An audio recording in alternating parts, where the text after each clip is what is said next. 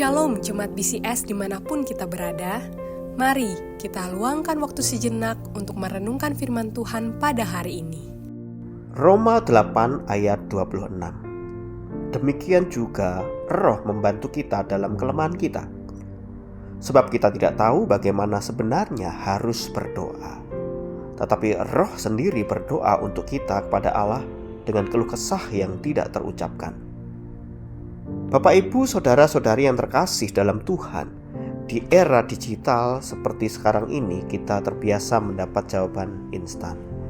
Kita mengetik pertanyaan di Google, di dalam beberapa saat jawaban sudah terpampang di depan kita.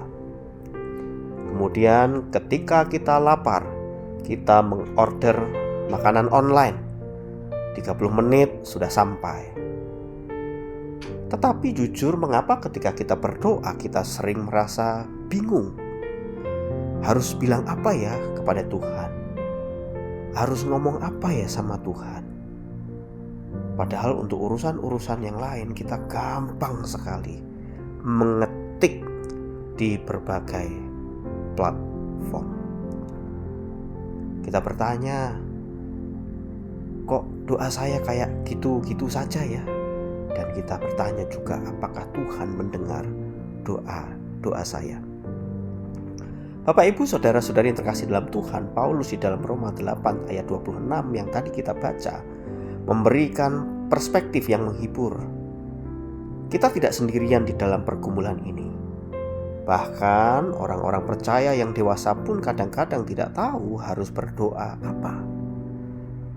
Kata kelemahan di sini di dalam doa kita, ini bukan hanya berbicara soal kita tidak tahu kata-kata yang tepat, tetapi sebenarnya ini juga berbicara tentang keterbatasan kita sebagai manusia untuk memahami kehendak Allah yang sempurna.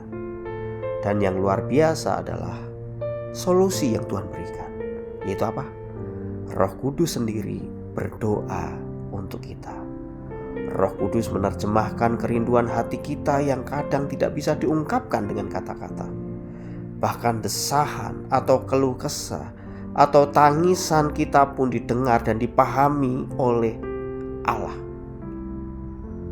Oleh sebab itu, Bapak Ibu yang terkasih dalam Tuhan, kita tidak ada lagi alasan untuk kita tidak bisa datang berdoa kepada Tuhan. Oleh sebab itu, jangan takut untuk mulai berdoa meskipun kita merasa tidak tahu harus berkata apa. Mari kita mulai dengan hal yang sederhana. Ceritakan pada hari ini apa yang Anda ingin ceritakan kepada Tuhan, seperti kita berbicara dengan sahabat kita. Kalau kita tidak tahu bagaimana berdoa, di dalam minggu-minggu ini kita sedang menggumuli doa Bapa Kami. Pakailah juga panduan berdoa doa Bapa Kami ini sebagai panduan kita berdoa ketika kita bingung. Ingatlah bahwa Tuhan lebih peduli pada hati kita yang tulus daripada kata-kata yang indah yang ingin kita ungkapkan. Dan biarkan momen hening di dalam doa ini kita rasakan.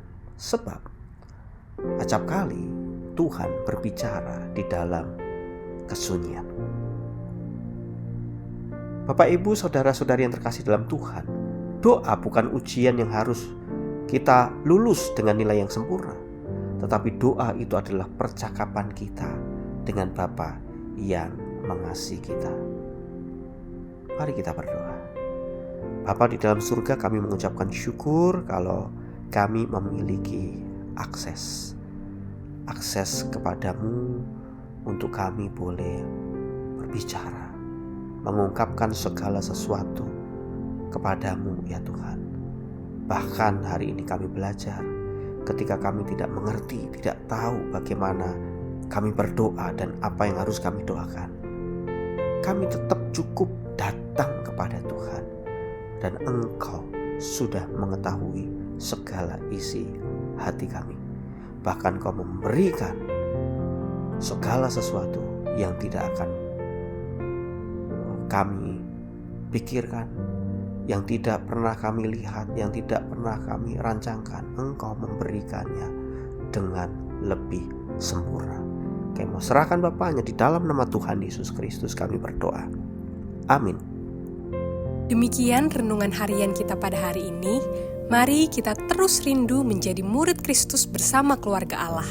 Tuhan Yesus memberkati.